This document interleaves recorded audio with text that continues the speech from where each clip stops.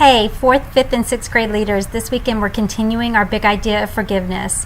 Forgiveness is deciding that someone who has wronged you doesn't have to pay.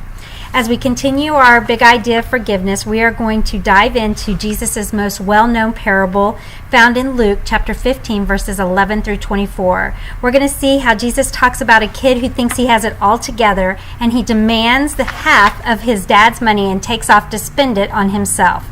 Yes, we're talking about the lost son. Our bottom line this week is everyone needs forgiveness, even me. As the kids arrive, some arrive early, so what I would like you to do is start them on an activity page for the Old Testament. We're still working on learning the Old Testament books of the Bible, so have them do that. As soon as everyone is there, then I would like you to go ahead and play this game. They're going to try to figure out each other's birth order without talking, so they can use motions, actions, their bodies, whatever they want to use to communicate with each other and put themselves in order. So they're going to group up with people like them. So group the youngest ones together, the middle kids, and the oldest kids, but they can't talk to figure it out. After you get finished with your group time and your Bible lesson, their first activity is called Rescued. Now, this is an opportunity for you to share the gospel with the kids. What you're going to do is you're going to have Bible story cards and Sum It Up cards. You're going to divide the kids into teams of 2 or 3. You're going to give each team a set of Bible story cards and a set of Sum It Up cards. The teams are going to work together reading the verses on the Bible story cards, matching them up with the Sum It Up cards. When the teams are finished, you're going to review the answers and see if everyone gets the same pairings. You will also get a chance to have some discussion questions with the kids.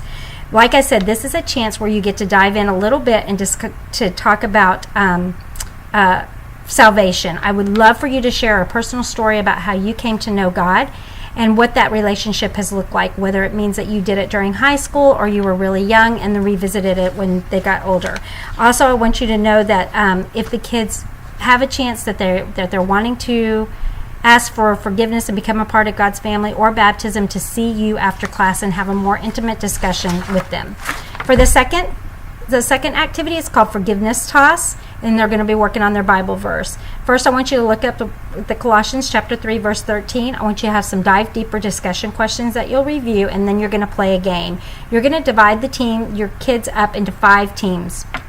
Less if you don't have that many kids. You're going to set a basket on the floor and tape a line about 6 feet from the bucket. We'll already have your line down. Tell one kid from each team to stand on the tape, and his teammates should stand behind him. Give each team a set of the verse cards and make sure that the team gets a different color set of cards. Let the teams compete to toss their cards into the basket. The first team to get all their cards into the basket wins. But here's the rules. The kids must say the words on the card before tossing it. If they miss it, kids pick up their card and try again. Kids must be standing on the tape when they toss the card into the basket, and team members must take turns. And all the words of the verse are on the cards. For closing time, this is going to be a little bit more important for our 4th, 5th, and 6th graders to emphasize salvation and baptism. There are several things that I want the kids to pray for silently. I want you to have the kids close their eyes as you read through what I want them to say and pray to themselves. I want you to give the kids a few minutes to pray silently after you mention what I want you to say to themselves, and encourage them to be very quiet and reverent during this time.